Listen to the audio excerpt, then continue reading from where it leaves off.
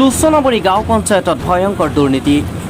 আপুনি হয়তো বহুত দুৰ্নীতি দেখিছে, বাট পথ নাইবা ঘৰ, লেট্ৰিন ইত্যাদি। কিন্তু আমি আজি যি দুৰ্নীতিৰ কথা ক'বলৈ ওলাইছোঁ সেয়া দেখিলে আপোনাৰ চকু কপালত উঠিব। মৰিগাঁও জিলাৰ মৈৰাবাৰী আৰক্ষী থানাৰ অন্তৰ্গত লোচনাবাৰীৰ ভেলুবৰী হাফিজিয়া মাদ্ৰাছাৰ আন্তঃগাঁথনিৰ কামৰ নমুনা দেখুৱাব লৈছোঁ। উক্ত কামত ব্যাপক অনিয়ম পোহৰলৈ আহিছে।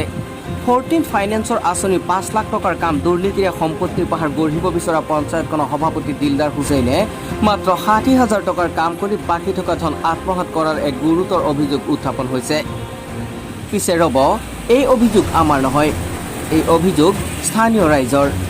যদি স্থানীয় ৰাইজৰ অভিযোগ সঁচা হয় তেন্তে চৰকাৰক বুঢ়া আঙুলি দেখুৱাই কাম কৰা সভাপতি দিলদাৰ হুছেইনৰ বিৰুদ্ধে কি ব্যৱস্থা গ্ৰহণ কৰিব চৰকাৰ তথা মৰিগাঁও আৰক্ষী প্ৰশাসনে সেয়া হ'ব পিছত লক্ষণীয়। মৈৰাবাৰীৰ পৰা আছাদুল ইছলামৰ ৰিপৰ্ট, MKPTV লাইভ এনি।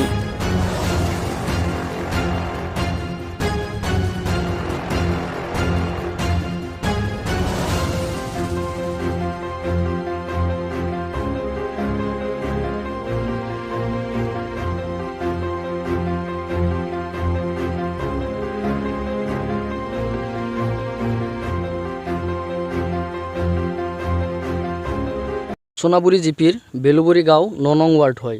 এইটো আমাৰ বেলুবৰী গাঁৱৰ হাফিজিয়া মাদ্ৰাছা হয়। হাফিজিয়া মাদ্ৰাছাৰ এইটো এটা বাউণ্ডাৰী ৱালৰ কাৰণে 14 ফাইনেন্সৰ 5 লাখ টকাৰ স্কিমৰ এটা কাম আহিছিলে।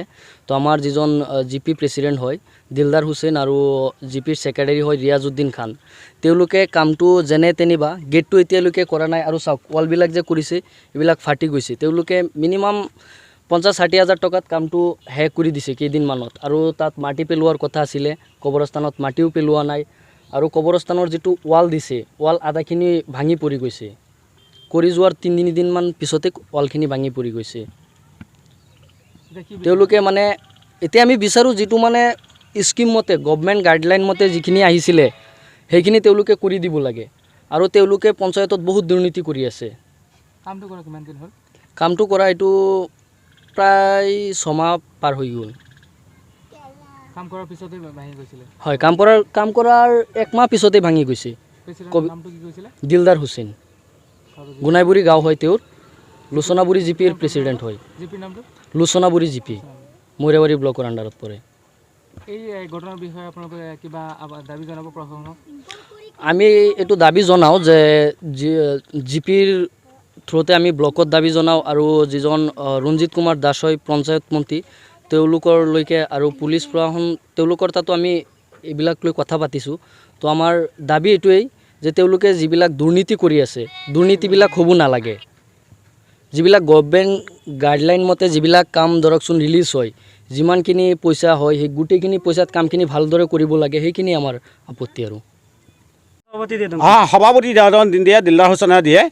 গতিকে কিন্তু এইটো আমি অসমৰ মুখ্যমন্ত্ৰীক আমি জনাইছোঁ, আমাৰ অসম চৰকাৰে কি বিচাৰটো কৰি দিয়ে, আমাক কি সান্তনাটো দিয়ে, সেই সান্তনাটো আমি বিচাৰিছোঁ। গতিকে 5 লাখ টকাৰ স্কিমৰ ভিতৰত গতিকে সিহঁতে 50-60 হাজাৰ টকাৰ কাম কৰিছে আৰু বাকীখিনি পইচাখিনি সিহঁতে মানে খাই দিছে। এতিয়া বৰ্তমান আমাৰ এই কবৰস্থানৰ মানে যিখিনি ৱাল সিহঁতে কৰিছিল সেই ৱালখিনি ভাঙি একদম গেলা পচা যেনেকৈ হয় এনেকুৱা অৱস্থা হৈছে। গতিকে সিহঁতক কিন্তু আমি ৰাইজে অনুমতি জনাইছোঁ। জনাৰ অৱস্থাতে সিহঁতে আমাৰ ৰাইজক আৰু বহুতে ধমকিও দিছে যে তহঁতৰ কি বাল ছিকিব পাৰ কৰি থাক। গতিকে ধমকিটো দিছে আমাৰ পঞ্চায়তৰ প্ৰেচিডেণ্টে দিছে, দিলদাৰ হুছেইন। দিলদাৰ হুছেইনে কিন্তু আমাৰ গাঁও পঞ্চায়তৰ প্ৰেচিডেণ্ট সি। গতিকে কিন্তু সি আমাৰ ৰাস্তা হওক কবৰস্থান হওক যিখিনি পইচা আছে সিহঁতে কিন্তু আমাৰ কাম বন কোনো নকৰিলে। আৰু গতিকে এতিয়া পেঞ্চনৰ পইচাখিনি সিহঁতে খাই দিলে। আৰু গতিকে সিহঁতক কিন্তু ঘৰৰ কাৰণে BPL ঘৰৰ কাৰণে সিহঁতে 10,000 আৰু 5,000 টকা লৈ আছে কিন্তু। গতিকে কিন্তু সিহঁতে কৈছে যে পইচা থাকিলে আমাৰ লগতে কথা পাতিব, যদি পইচা নাথাকে তেনেহ'লে আমাৰ লগতে কোনো কথা পাতিলে কোনো কাম নহ'ব।